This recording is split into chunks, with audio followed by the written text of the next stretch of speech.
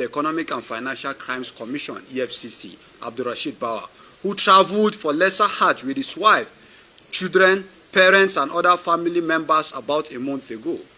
It was revealed that while in Jeddah and Mecca, they stayed in Sheraton Hotel, which cost about $15,000 for 10 days per room, and Mr. Bawa paid for 6 rooms, and the hotel accommodation for the trips is estimated to be around $300,000. We understand the need for a religious pilgrimage for every personal individual, but we have failed in every possible thought to justify how Abdurrashid Bawa could easily afford that luxury without batting an eyelid.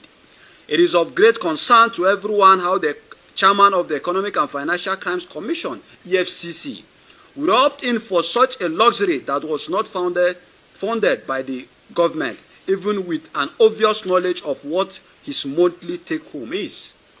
An agency like the EFCC is built on accountability and frauds at fund mismanagement, embezzlement, and other vices. If the chairman is therefore found wanting in any regard to the transparency of such trip funding, are we not making a huge mistake as a nation still having him in the position of power? It therefore remains no proper justification for the career of spending. We should therefore say that Mr. Bawa has continued to exhibit incompetence and unprofessionalism in managing the affairs of the agency. His never-ending display of ineptitude and his leadership will create greater mishap within the noble agency. The Coalition of Concerned Citizens frowns at the magnanimous exhibition of the corrupt practices, breach of public trust, and abuse of power by Bawa.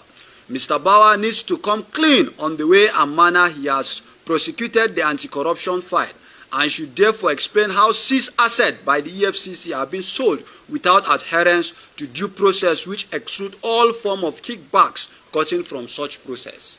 For the record, Mr. Bawa was found wanting and reported arrested and detained in 2019 at the Port Harcourt office of the Commission, where he was the zonal head, on the fraudulent sale of trucks, which necessitated his removal and detention by the same EFCC for selling at least 244 commission-seized patrol-bearing trucks worth about 20 and 30 million naira each to his proxies at a ridiculous amount of 100,000 naira through a shady auction exercise.